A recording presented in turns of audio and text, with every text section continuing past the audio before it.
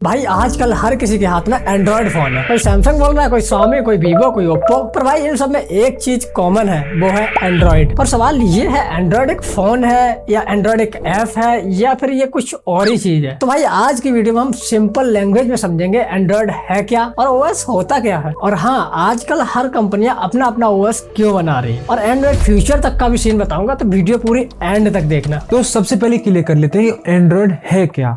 Android एक operating system है जिसे हम ओएस कहते हैं। सिंपल एग्जांपल देता हूँ, जैसे एक इंसान बिना दिमाग के कुछ नहीं कर सकता, वैसे ही एक फोन बिना ओएस के कुछ नहीं कर सकता, सिर्फ और सिर्फ एक डब्बा है। एंड्रॉइड ओएस डिसाइड करता है कि आपके ऐप कैसे इंस्टॉल होंगे, इंटरनेट कैसा चलेगा, टच का रिस्पॉन्स कैसा होगा एंड फोन ओवरऑल कैसा बिहेव करेगा। इसीलिए हम एंड्रॉइड ओएस को फोन का एक ब्रांड बोल सकते हैं। तो भाई एंड्रॉइड कोई गूगल का पहला आइडिया नहीं था। इसकी शुरुआत 2003 में हुई जब एक कंपनी बनी एंड्रॉइड INC। और भाई फनी बात यह है कि शुरुआत में एंड्रॉइड स्मार्टफोन के लिए बना ही नहीं था। एंड्रॉइड का पहला प्लान था डिजिटल कैमरा के लिए एक सॉफ्टवेयर बनाना, लेकिन टीम को लगा कि कैमरे से ज्यादा फ्यूचर तो स्मार्टफोन का है। फिर 2005 में गूगल ने एंड्रॉइड INC को खरीद लिया और फिर यहीं से गेम चेंज हो गया। भाई गूगल का प्लान सिंपल था, एक ऐसा ओएस बनाना जो सबके लिए फ्री हो और जिसको हर कंपनी अपने फोन में यूज कर सके। फिर ऐसा ही 2008 में पहला एंड्रॉइड फोन लॉन्च हुआ और उसके बाद एंड्रॉइड धीरे धीरे पूरी दुनिया भर में फैल गया। एंड्रॉइड का सबसे बड़ा पावर ये है कि ये एक ओपन सोर्स ओएस है। ओपन सोर्स का मतलब है कोड सबके लिए अवेलेबल है, कंपनीज अपने हिसाब से इसे मॉडिफाई कर सकती हैं। इसी वजह से सैमसंग एंड्रॉइड यूज करता है, Xiaomi एंड्रॉइड यूज करता है, Vivo,